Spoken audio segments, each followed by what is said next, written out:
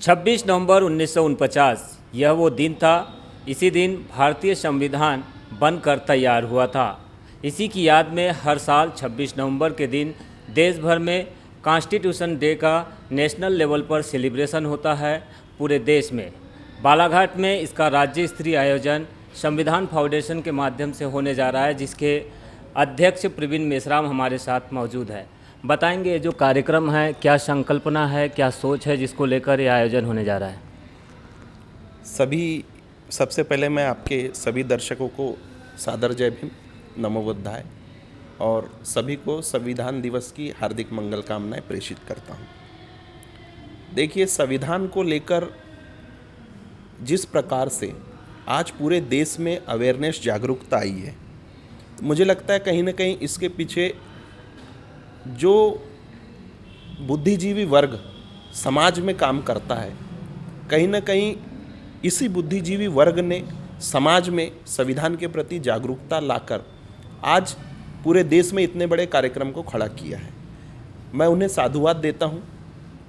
ऐसे लोग जो अंबेडकर के अनुयायी होने के साथ साथ भाईचारे में विश्वास रखते हैं, एकता में विश्वास रखते हैं, धर्मनिरपेक्षता में विश्वास रखते हैं। इस भारत देश में अनेक जाति धर्म संप्रदाय होने के बावजूद भी अगर इस देश में सबको जोड़े रखने का कार्य अगर कोई करता है तो वो इस देश का संविधान है।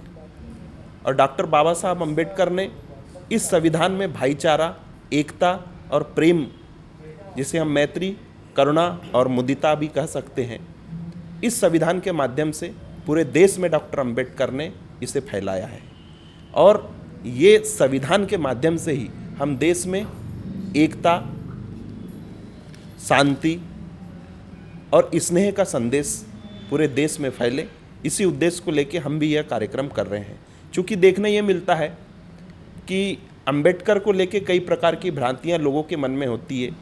कोई कहता है ये किसी दलित वर्ग का नेता है, कोई अनेक प्रकार से बोलते हैं ये इस समाज का नेता है। तो डॉक्टर अंबेडकर के विषय में लोगों को व्यापक रूप से जागरूक करने के उद्देश्य से कि डॉक्टर अंबेडकर किसी एक विशेष जाति, एक समुदाय के नेता नहीं है, अपितु इस भारत के भाग्य विधाता और भारत के संविधान के निर्माता है। ऐसे लोगों के बीच में ये संदेश जाए और सभी जाति धर्म संप्रदाय के लोग मिलकर इस संविधान के कार्यक्रम को मनाएं, हमारा ये मुख्य उद्देश्य है। हमें देख रहे हैं कि पिछले कुछ सालों से संविधान के क्रियान्वयन को लेकर सवाल उठ रहे हैं। संविधान का क्या आपको लगता है कि कहीं ऐसा हो रहा है देश में, संविधान का ठीक ढंग से क्रियान्वयन नहीं हो रहा है? जो एजिटेशन हो रहे हैं देश में, मूवमेंट चल रहे हैं, या फिर उसका सेलिब्रेशन भी अभी हम देख रहे हैं। संविधान का क्रियान्वयन तो कहीं ना कहीं पार्लियामेंट से होता है, तो फिर लोगों को पार्लियामेंट की समझ विकसित करने की क्या ज़रूरत आपको समझ में आ रही है? जिस समुदाय से डॉक्टर अम्बेडकर आते हैं, भले एक समुदाय से बांधना ठीक नहीं है, लेकिन जिस समुदाय से आते हैं, क्या उनके समुदाय के लोगों को भी पार्लियामेंट जाने की ज़रूरत है? आपको क्या लगता है? बहुत अच्छा प्रश्न किया आपने यमलेश जी, और मैं आपके को बहुत बहुत धन्यवाद करता हूं कि मुझे लगता है कि आप पहले पत्रकार होंगे जो इस प्रकार से किसी समाज की जागरूकता को लेके और लोगों की जागरूकता को लेके ऐसा प्रश्न किए हैं।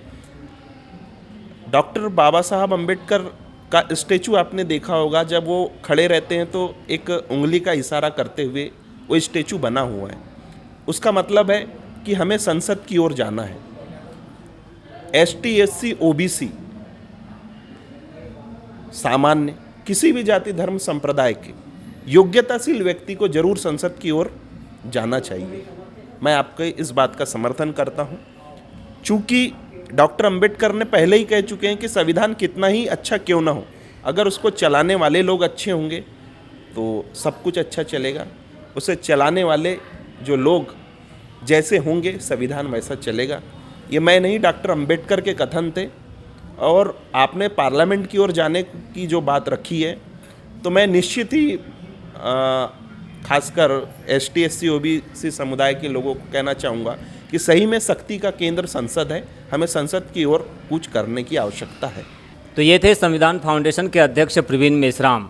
जिस तरह से स्वतंत्रता दिवस को मनाने से हम देश की आज़ादी पर गौरव करते हैं, ठीक उसी तरह से 26 नवंबर का दिन हमारे नए जीवन और भवितव्य को प्रदर्शित करता है, क्योंकि यह दिन ही संविधान दिवस का होता है। संविधान एक ऐसा कानून जिसके माध्यम से देश में बाकी के कानून बनाए जाते हैं।